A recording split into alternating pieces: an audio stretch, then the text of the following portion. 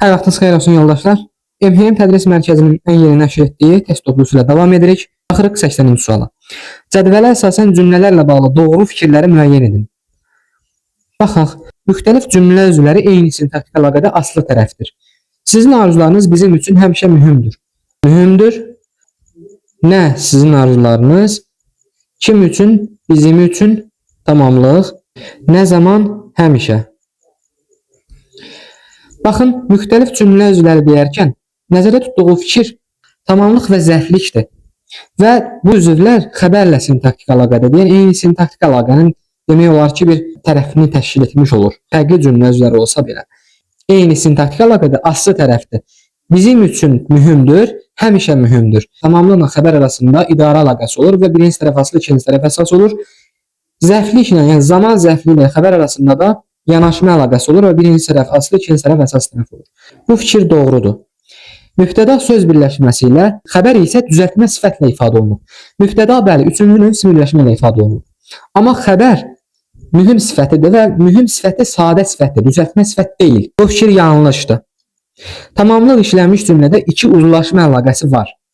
Bizim üçün mühümdür, burada bizim üçün tamamlıqdır və uzlaşma əlaqəsi mübtəda ilə xəbər arasında olur, bəli. Amma ismi birləşmənin tərəfləri arasında da uzlaşma əlaqəsi özünü göstərir. Deyək, burada birinci tərəf əsasdır, uzlaşma əlaqəsinə görə. İkinci tərəf aslı tərəfdir. Amma idarə əlaqəsi olanda yerlərini dəyişmiş olur. Birinci tərəf aslı, ikinci tərəf əsas tərəf olmuş olur. Bu doğru fikirdir. Ümumilikdə cümlədə iki uzlaşma əlaqəsi var, doğrudur. Keçək digər cümləyə.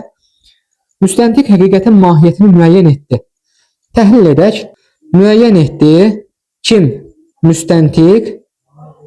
Nəyi?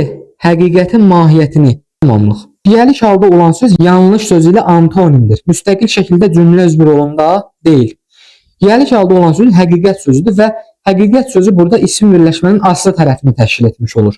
Amma bu sözün antonimi yanlış sözü deyil. Yanlış sözü sifətdir. Həqiqət sözü də isimdir. Antonim tərəflər eyni nitq hissəsinə mənsub olmalıdır. Burada isə fərqli nitq hissəsidir. Həmçinin onu da deyim ki, həqiqət sözünün antonimi yalandır. Və müstəqil cümlə üzvü rolunda olmamağı doğrudur. Deyək, isim birləşmənin tərəfləri arasında, amma yanlış sözünün orada olmağı fikrin yanlış olmasını gətirib çıxarır.